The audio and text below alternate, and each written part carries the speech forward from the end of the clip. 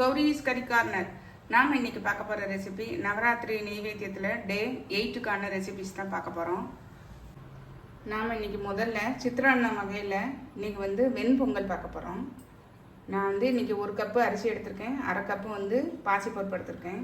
ரெண்டையும் நல்லா வாஷ் பண்ணி தண்ணி விட்டு 5 டம்ளர் தண்ணி ஊற்றி உள்ளே வச்சிடலாம். குக்கர்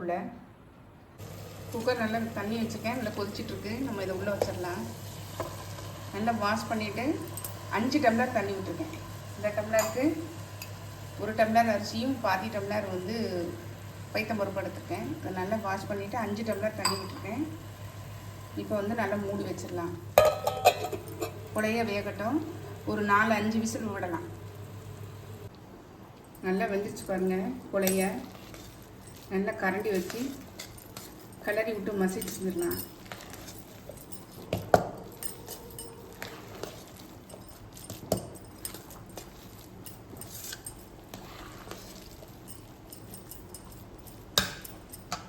நல்லா குழஞ்சிருக்குங்க, இருக்கட்டும். இப்போ தாளிச்சிடலாம். உங்களுக்கு தேவையான உப்பு சேர்க்கலை, நான் சேர்த்துடலாம்.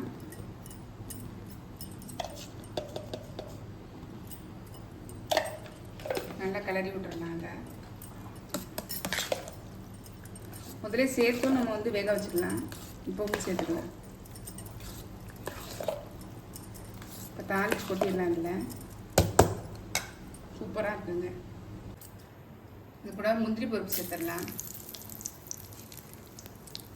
முந்திரி பருப்பு வேகும் போதே இந்த இஞ்சியும் சேர்த்துடலாம்.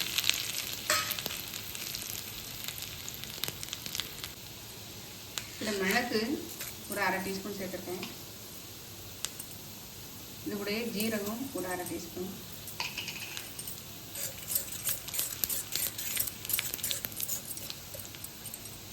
இதில் கொஞ்சம் கருவேப்பிலை சேர்த்துக்கலாம்.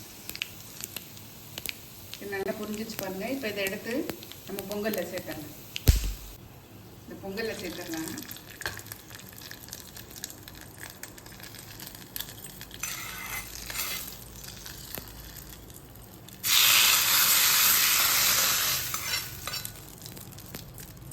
நல்லா கிளறி விட்டுடலாம்.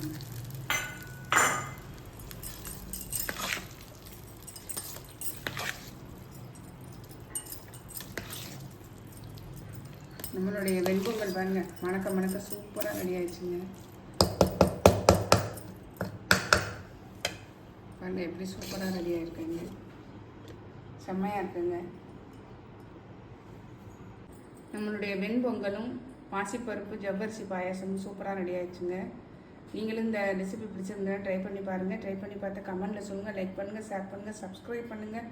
பக்கத்தில் உள்ள பெல் ஐக்கானை கிளிக் பண்ணுங்கள். நாளைக்கு வேறு ஒரு ரெசிபியில் உங்களை சந்திக்கிறேன். பை. தேங்க்யூ.